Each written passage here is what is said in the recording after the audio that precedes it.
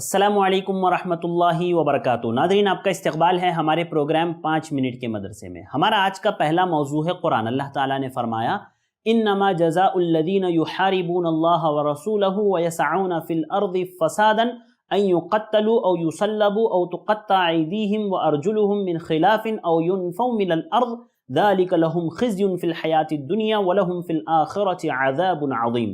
جو اللہ تعالیٰ سے اور اس کے رسول سے لڑیں اور زمین میں فساد کرتے پھریں، ان کی سزا یہی ہے کہ وہ قتل کر دیے جائیں یا سولی چڑھا دیے جائیں، یا مخالف جانب سے ان کے ہاتھ پاؤں کاٹ دیے جائیں، یا انہیں جلا وطن کر دیا جائے۔ یہ تو ان کی دنیاوی ذلت ہے اور آخرت میں ان کے لیے بڑا بھاری عذاب ہے۔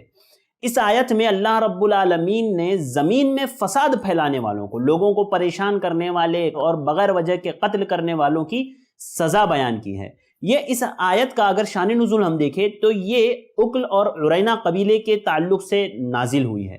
یہ ان دونوں قبیلے کے کچھ لوگ مسلمان ہو کر مدینہ آئے، انہیں مدینہ کی آب و ہوا راس نہیں آئی، تو نبی کریم صلی اللہ علیہ وسلم نے انہیں مدینہ سے باہر جہاں صدقے کے اونٹ تھے بھیج دیا کہ وہاں جاؤ اور اونٹ کا دودھ اور پیشاب پیو، کیونکہ ان کی طبیعت خراب تھی، ان کو شفا چاہیے تھی۔ تو اللہ کے نبی صلی اللہ علیہ وسلم نے شفا کے لیے کہا کہ تم مدینہ کے باہر جہاں پر اونٹ ہے صدقے کے جمع، وہاں جاؤ، ان اونٹوں کا دودھ اور ان کا پیشاب پیو، جس کی وجہ سے تمہیں شفا عطا ہوگی۔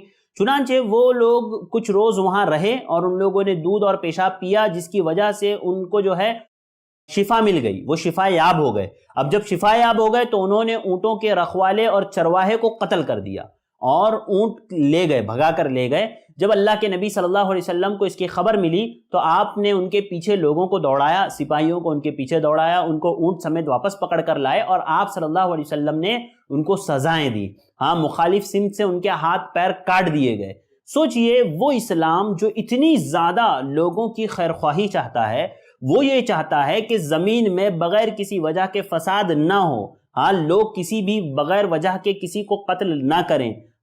تو اتنا نرم دل، اتنا صحیح مزاج والا ہونے کے باوجود لوگ اسلام پر انگلیاں اٹھاتے ہیں۔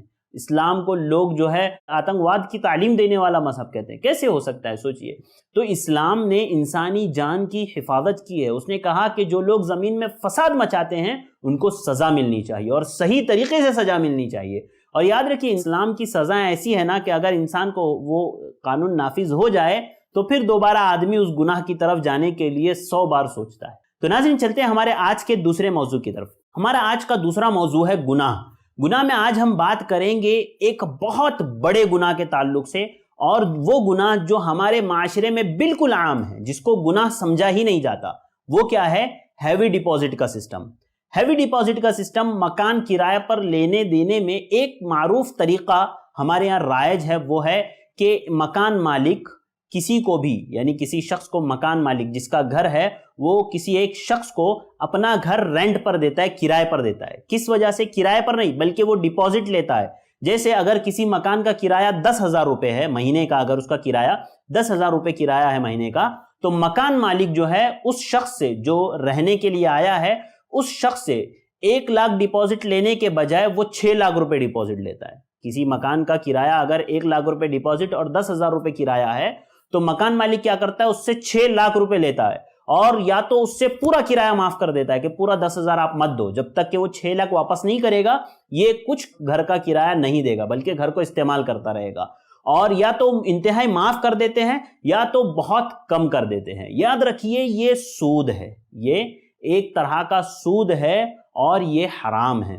اس کو سمجھنے کے لیے ایک بات سمجھیے، وہ یہ کہ سود کسے کہتے ہیں کہ کوئی بھی مال ہو اس پر نفع کھینچ کے لانے والے کو سود کہتے ہیں۔ مثال کے طور پر اگر آپ نے کسی کو 100 روپے قرضہ دیا ہے، آپ اس سے 150 روپے کا مطالبہ کر رہے ہیں تو یہ سود ہے۔ یا آپ نے کسی کو قرضہ دیا ہے 100 روپیہ، اب آپ اس سے کام کروا رہے ہیں، اس 100 روپے کی بدولت کہ جب تک وہ اس کو واپس نہیں کرتا ہے آپ اس سے کام لے رہے ہیں، تو یہ ایک سود کی شکل ہے۔ مثلا آپ کے گھر پر کوئی ٹیچر آتا ہے، آپ نے اس کو 2-4 लाख रुपए आपने कर्ज दे दिया, अब कर्ज के बदले में आप उनसे ये कहो कि भाई आप मेरे बच्चे को पढ़ाते रहो, कब तक पढ़ाते रहो, जब तक कि आप मेरा कर्जा वापस ना कर दो तब तक मैं आपको कुछ नहीं दूंगा। तो ये सूद है। याद रखिए, ये जो डिपॉजिट होता है ना, वो क्या चीज होती है? डिपॉजिट ये होता है कि मकान वाला, मकान मालिक अपने घर की जमानत के बदले में, कि मेरे घर का कहीं सामान ना तोड़ दें, या वो जो है 2-4 महीने का किराया कभी ना दे पाए, या लाइट बिल वो अदा ना कर पाए, तो इस वजह से वो डिपॉजिट रखता है कि ज्यादा से ज्यादा ये मेरे घर का कितना नुकसान कर सकता है, 10,000, 1 लाख, 2 लाख का, 1 लाख का नुकसान कर सकता है ना, तो वो 1 लाख रुपए डिपॉजिट लेता है और अपने पास रखता है। हाँ, तो वो एक तरह से जो है कर्ज की एक शक्ल हो गई कि वो 1 लाख रुपए अपने पास लेकर के रख लेता है और फिर उसको घर किराए पर देता है ताकि वो उसको इस्तेमाल कर सके।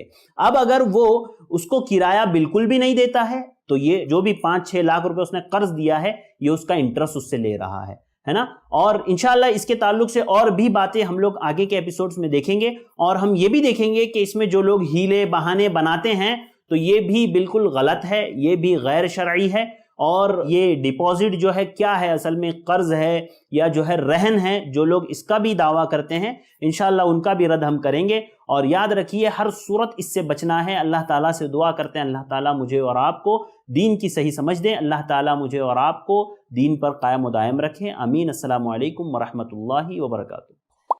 दीन की बात आम करने में i+ TV की मदद करें। पेटीएम या गूगल पे के लिए हमारे नंबर्स पर ट्रांसफर करें।